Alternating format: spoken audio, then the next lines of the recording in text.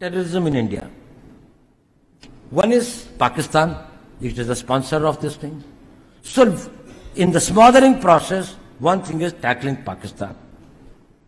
How do we tackle Pakistan? I talked about their having the nuclear threshold, having the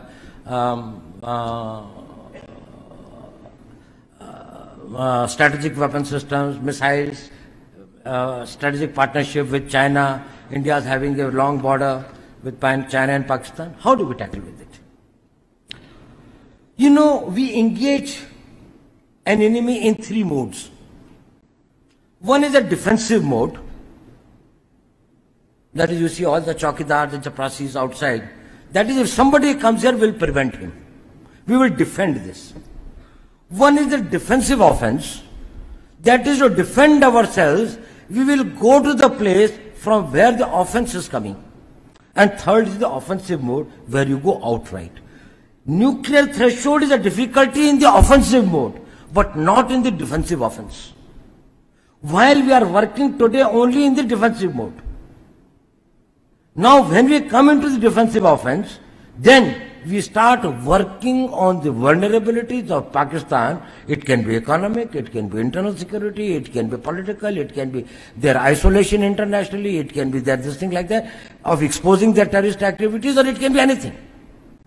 It can be defeating their policies in Afghanistan, making it difficult for them to manage internal political balance or internal security. I'm not going into those details.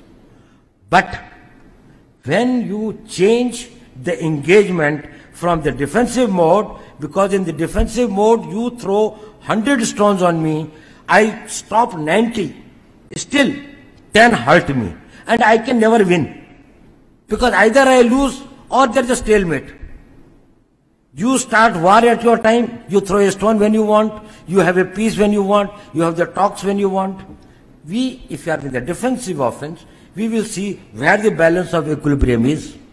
Pakistan's vulnerability is many, many times higher than of India.